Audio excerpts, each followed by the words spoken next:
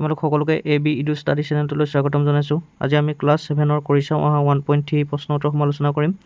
তোমালোকে প্ৰতিটো পাঠৰ প্ৰশ্ন উত্তৰ পাবৰ বাবে চেনেলটো ছাবস্ক্ৰাইব কৰি থবা।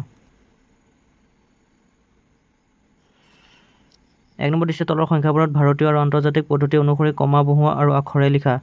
এইকেইটাত এতিয়া আন্তৰ্জাতিক আৰু ভাৰতীয় দুটা পদ্ধতিত কমা দি লিখিব লাগিব আৰু লগতে আখৰে লিখিব লাগিব। এতিয়া এই নম্বৰ দিছে এই সংখ্যাটো, এইটো যদি আমি ভাৰতীয় পদ্ধতি লিখোঁ কেনেকৈ হ'ব? ভাৰতীয় পদ্ধতিত প্ৰথম 3টা পিছত কমা আহে, তাৰপিছত দুটা দুটাকৈ কমা আহে। এইটো হ'ল ভাৰতীয় পদ্ধতি। ভাৰতীয় পদ্ধতি। আৰু আখৰে হ'ব এইটো কিমান হ'ল? 1, 10, 100, 1000, অযুত, লাখ, নিযুত, কোটি, 9 কোটি 80 লাখ। 1, 10, 100, 1000, অযুত, লাখ, 80 লাখ,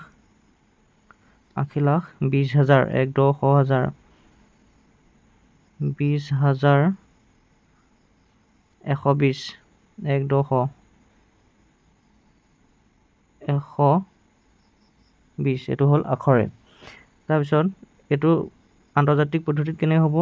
9, 8, 0, 2, 0, 1, 2, 0। এইটো আন্তৰ্জাতিক পদ্ধতি লিখিলে কেনে হ'ব? আন্তৰ্জাতিক পদ্ধতিত 3টা পিছত কমা আহে, 1, 2, 3। ইয়াত কমা আহিলে আকৌ 3টা পিছত 1, 2, 3 তেনেকৈ কমা আহিব। ইয়াত দুটাত আহে, প্ৰথম 3টাত, তাৰপিছত দুটা দুটাকৈ আহে। ইয়াত আকৌ চবতে 3টা 3টাকৈ। এতিয়া এইটো হ'ল আন্তৰ্জাতিক পদ্ধতি।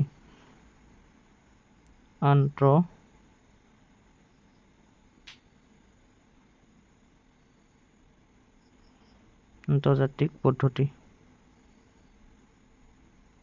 এক আখৰে লিখিলে কেনেকৈ হ'ব এইটো?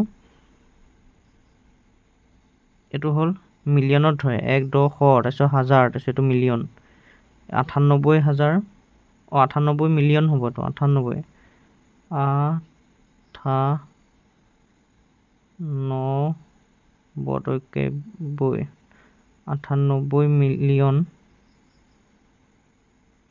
98 মিলিয়ন, 20,000, 1, 10, 100, 1000, 20,000, 20,000, 120, 120। 2 নম্বৰটো দিছে, বি নম্বৰত এইটো দিছে, আমি ইয়াত লিখি ল'লোঁ। বি নম্বৰটো এতিয়া এইটো আমি ভাৰতীয় পদ্ধতিত কেনেকৈ হ'ব? প্ৰথম 3টাত কমা আহিব, তাৰপিছত দুটা দুটাকৈ। এতিয়াতো আমি এইটো হ'ল ভাৰতীয় পদ্ধতি। তোমালোকে এইটো ভাৰতীয় পদ্ধতি বুলি লিখি ল'বা। ভাৰতীয় পদ্ধতি বুলি লিখি তলত আখৰে লিখিবা। এইটো কিমান হ'ল? 1, 10, 100, 1000, অযুত, লাখ, নিযুত, কোটি, 5 কোটি, 1, 10, 100, 1000, অযুত, লাখ, 5 কোটি, 5 লাখ, 5 লাখ, 1, 10, 100, 1000, এইটো 53,000,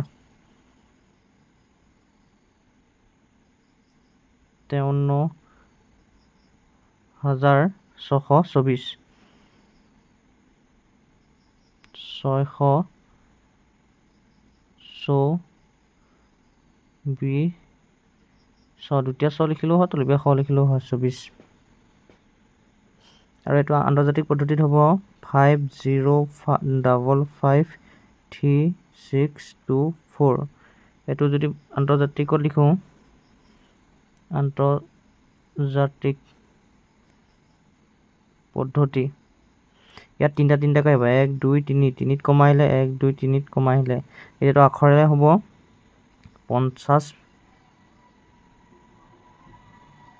মিলিয়ন,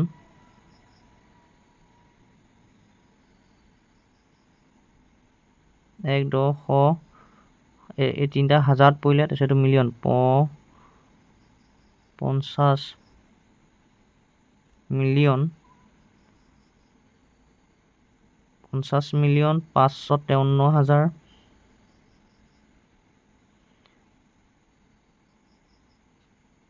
553,000, 624।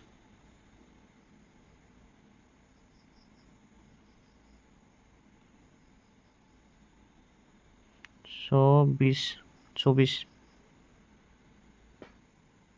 চি নম্বৰটোত আছে। এই চি নম্বৰ সংখ্যাটো আমি লিখি ল'ম ইয়াত। এতিয়া ভাৰতীয় পদ্ধতিত আমি কেনেকৈ লিখিম? প্ৰথম তোমালোকে এইটো 3 নম্বৰত কমা দিবা, তাৰপিছত দুটাত দুটাকৈ কমা দি যাবা, দুটাত আকৌ দুটাত। এতিয়া আখৰে এইটো হ'ল ভাৰতীয় পদ্ধতি বুলি লিখি ল'বা নেকি। তাৰপিছত এতিয়া আখৰে হ'ব 1 10 100 1000 অযুত লাখ নিযুত কোটি 43 কোটি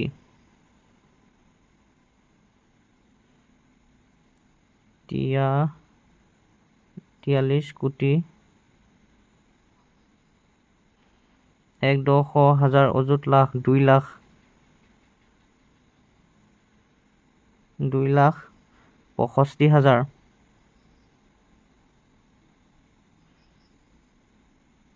65,327 327 আৰু এইটো আন্তৰ্জাতিক পদ্ধতিত কিমান হ'ব? তিনিটাত কমা আহিব, 1 2 3 চব তিনিটাত কমা আহি যাব। আৰু এইটো আখৰে হ'ব 430 মিলিয়ন। এইটো 1000, এইটো 100লৈকে হৈ গ'ল। তাৰপিছত এই তিনিটাটো 1000, আকৌ এই তিনিটা বা দুটা থাকিলেও এইটো কি হয়? মিলিয়নত হয়। এতিয়া এইটো তিনিটাটো কিহত আছে? 430 মিলিয়ন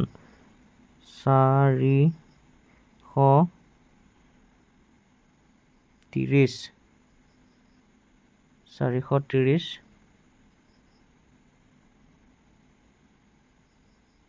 মিলিয়ন 430 মিলিয়ন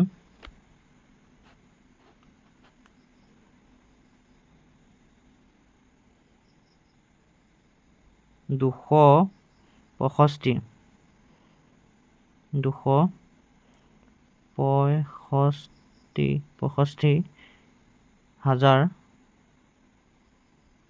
327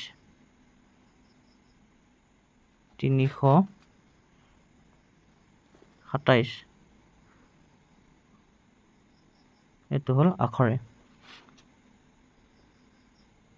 2 নম্বৰ দিছে তলত দিয়াবোৰ ভাৰতীয় আৰু আন্তৰ্জাতিক পদ্ধতিত অনুসৰি সংখ্যাৰে লিখা।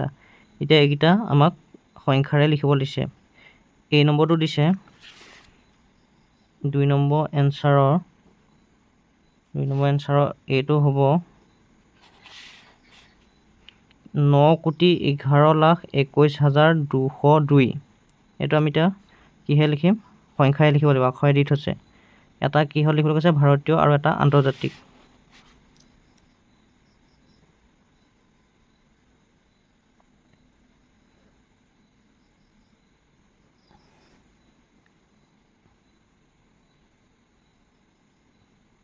কিমান কৈছিলে? 11,21,202।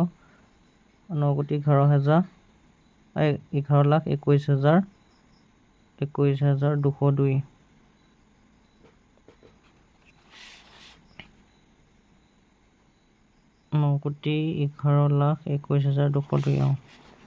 এইটো হ'ল, আমি এতিয়া ভাৰতীয় বুলি লিখিম। এইটো ভাৰতীয়টো কেনেকৈ আছিলে? তিনিটাত কমা, তাৰপিছত দুটাত কমা। এইটো হ'ল ভাৰতীয় পদ্ধতি। এইটো আন্তৰ্জাতিক পদ্ধতিটো কেনেকৈ হ'ব? 9,11,21,202। তিনিটাত কমা হ'ব, আকৌ তিনিটাত কমা হ'ব। এইটো হ'ল আন্তৰ্জাতিক পদ্ধতি।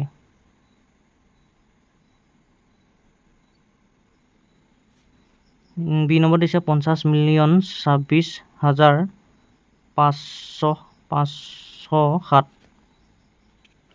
এইটো আমি লিখিম 1 10 100। এইটোত কমা আহিলে তাৰপিছত আৰু দুটাকৈ কমা আহি যাব, দুটা আকৌ দুটা। 1 10 100 1000 অযুত লাখ নিযুত কোটি 5,26,507 ভাৰতীয় পদ্ধতি। আৰু আন্তৰ্জাতিক পদ্ধতিত হ'ব 5,0,265,007। ইয়াত তিনিটাত কমা আহিব, আকৌ এই তিনিটাত কমা আহিব। এইটো 50,26,507। এইটো হ'ল আন্তৰ্জাতিক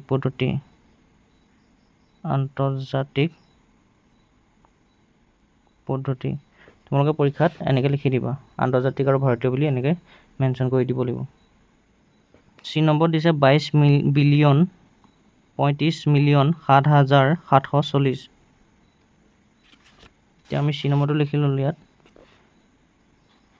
এইটো হ'ল ভাৰতীয় পদ্ধতি। ভাৰতীয় পদ্ধতিত কেনেকৈ হ'ব তিনিটা, এইটো তোমালোকে লিখি ল'বা দেই, 22 বিলিয়ন হেৰিটো। এইটো ভাৰতীয় পদ্ধতিত বিলিয়ন নহয় আৰু, এইটো ভাৰতীয় পদ্ধতিত আমি লিখিম এতিয়া তিনিটাৰ পিছত কমা, তাৰপিছত দুটা দুটাকৈ কমাই থাকিব। এইটো দুটা, তাৰপিছত ইয়াত দুটা, 1, 10, 100, 1000, অযুত, লাখ, নিযুত, কোটি। এতিয়া কিমান হ'ব 2203 কোটি, তাৰপিছত 50,07,740। এইটো হ'ল ভাৰতীয় পদ্ধতি। আৰু আন্তৰ্জাতিক পদ্ধতিটো হ'ব 2203500740। এই সংখ্যাটো আমি এতিয়া আন্তৰ্জাতিক পদ্ধতি কেনেকৈ লিখিম, তিনিটাকৈ আহিব। এই তিনিটা হ'ল, আকৌ 1, 2, 3, এই তিনিটাত আহিলে, 1, 2, 3, এই তিনিটাত আহিলে। এতিয়া তোমালোকে চাবা এই তিনিটা শলৈকে হ'ল, একক, দশক, শতক, শ মানে শ পিছত কি আহে, হাজাৰ, হাজাৰ পিছত এইটো কি আহে, মিলিয়ন, মিলিয়নৰ পিছত বিলিয়ন আহে। এতিয়া 22 বিলিয়ন বুলি কৈছে যে এইটো হ'ব। তো আন্তৰ্জাতিক এইটো কমাই দিব, জাতিক পদ্ধতি। এইটো হ'ল আন্তৰ্জাতিক পদ্ধতি। 3 নম্বৰ দিছে এতিয়া, এইটো গ্ৰেটাৰ দেন বুলি কয়, এইটো ইকুৱেল আৰু এইটো লেছ দেন। গ্ৰেটাৰ দেন মানে ডাঙৰ, ইকুৱেল মানে সমান বুজাব দুইটা পক্ষ, আৰু এইটো লেছ দেন মানে সৰু। এইকেইটাৰে কি খালী ঠাই পূৰ কৰিব কৈছে। এতিয়া এই সংখ্যাটোৰ কোনটো ডাঙৰ কোনটো সৰু বা দুইটা সমান নেকি সেইটো লিখিব লাগিব। ইয়াত দিছে এই নম্বৰত 1, 10, 100, 1000, অযুত, লাখ, নিযুত, কোটি, 2,78,54,145। এইটোও দিছে 2,78,00,000। এইকণলৈকে একে আছে, 2,78,00,000, ইয়াতো 2,78,00,000। ইয়াত আছে 56,000, ইয়াত আছে 40,000। এতিয়া 40তকৈ 56টো ডাঙৰ হ'ব নাই? তেতিয়া আমি কি লিখিব লাগিব, এইটো আমি যিটো ডাঙৰ সংখ্যা সেইফালে বহলটো লিখিম। এইটো গ্ৰেটাৰ দেন বুলি কয়। এই সংখ্যাটো ডাঙৰ, 56টো ডাঙৰ হ'ল, ইয়াত 40টো সৰু, সেইটো কাৰণে সৰু ডাঙৰ ফালে আমি ডাঙৰ চিনটো এনেকৈ দি দিছোঁ। 2 নম্বৰটোত দিছে, বি নম্বৰত এইটো সংখ্যা দিছে, এই সংখ্যাটো আমি ইয়াত লিখি ল'লোঁ। ইয়াত কোনটো ডাঙৰ চোৱা, একক, দশক, শতক, হাজাৰ, অযুত, লাখ, নিযুত, একক, দশক, শতক, হাজাৰ, অযুত, লাখ, নিযুত, কোটি, মানে এইটো 12 কোটি হয়। ইয়াত যেনিবা এইটো হেৰিয়ত দিছে, আন্তৰ্জাতিক পদ্ধতিত দিছে তিনিটাকৈ। এতিয়া এইটো মিলিয়নত আছে, 120 মিলিয়ন, ইয়াতো 120 মিলিয়ন হয়নে? ইয়াত আছে 2000, 1, 10, 100, 1000, 2000। ইয়াত চাম 1, 10, 100, 1000, এইটো ইয়াত আছে 20,000। এতিয়া 20,000টো ডাঙৰ হ'ব নাই? 120 মিলিয়ন একেই আছে, কিন্তু ইয়াত আছে 2000, ইয়াত আছে 20,000, এইটো ডাঙৰ হ'ব 20,000টো। যোনফালে ডাঙৰ হয় সেইফালে বহল মুখখন দিব লাগিব। এইটো গ্ৰেটাৰ দেন বুলি কয়। চি নম্বৰ দিছে 35 মিলিয়ন, 35 মিলিয়ন, আৰু এইটো দিছে 1, 10, 100, 1000, অযুত, লাখ, নিযুত, কোটি, 3,50,00,000 দিছে। এইটো ভাৰতীয় পদ্ধতি দিছে, এইটো যেনিবা আন্তৰ্জাতিক পদ্ধতি দিছে। এতিয়া কোনটো ডাঙৰ, 35 মিলিয়নটো ডাঙৰ নে 3,50,00,000টো ডাঙৰ? এতিয়া আমি চাম 1 মিলিয়নত কিমান থাকে, 1 মিলিয়নত তোমাৰ 10 লাখ থাকে। 1, 10, 100, 1000, অযুত, আৰু এটা দিব 1, 10, 100, 1000, অযুত, লাখ, 10 লাখ, 10 লাখ মানে 1 মিলিয়ন। তেতিয়াহ'লে 35 মিলিয়নত কিমান হ'ব? ইয়াৰ লগত আমি 35টো পূৰণ কৰি দিলোঁ, 35 পূৰণ কৰি দিলে কিমান হয়? এইটো 35 আহি গ'ল। ইয়াত যেটা শূন্য আছে এটা বহি যাব, ইয়াত কেইটা শূন্য আছে, 6টা আছে, ইয়াত 6টা আহি যাব। 1, 2, 3, 4, 5, 6টা। এতিয়া হিচাপ কৰিম আমি, 1, 10, 100, 1000, অযুত, লাখ, নিযুত, কোটি, তেতিয়াহ'লে 3,50,00,000 এইটোৰ লগত মিলি গৈছে নাই? 50 মিলিয়ন মানেও এইটোৱে। তেতিয়াহ'লে এইটোত কি আহিব, সমান চিন আহিব, দুইটা সমান। এতিয়া ডি নম্বৰটো দিছে 212 বিলিয়ন আৰু 2,120 কোটি। এতিয়া কোনটো ডাঙৰ লিখিব লাগে। এতিয়া 1 বিলিয়নত কিমান থাকে? 1 বিলিয়নত 100 কোটি থাকে, 100 কোটি। 1, 2, 3, 4, 5, 6, 1, 10, 100, 1000, অযুত, লাখ, নিযুত, কোটি, এইটো কোটি, 100 কোটি মানে 1 বিলিয়ন। তেতিয়া 212 বিলিয়নত কিমান হ'ব? এইটো পূৰণ কৰিব লাগিব নহয়, 212টো পূৰণ কৰি দিলোঁ। তেতিয়া আমি কিমান পাম? 212, ইয়াত কেইটা শূন্য আছে? 1, 2, 3, 4, 5, 6, 7, 8, 9টা শূন্য আহি যাব। 1, 2, 3, 4, 5, 6, 7, 8, 9টা।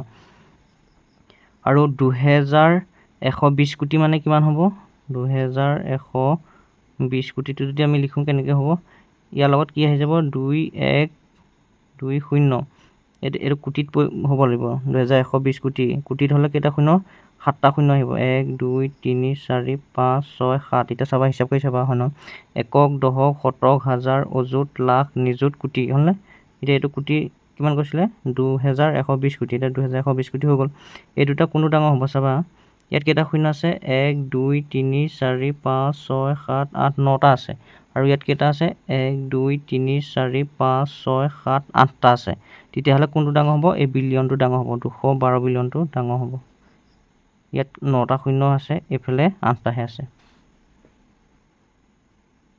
আৰু তোমালোকে যদি ভিডিঅ'টো শেষলৈকে চাইছা তেনেহ'লে সকলোবিলাক প্ৰশ্ন উত্তৰ বুজি পাইছা আৰু তোমালোকে যদি ভাল পাইছা তেনেহ'লে লাইক এটা কৰি দিবা আৰু শ্বেয়াৰো কৰিবা ধন্যবাদ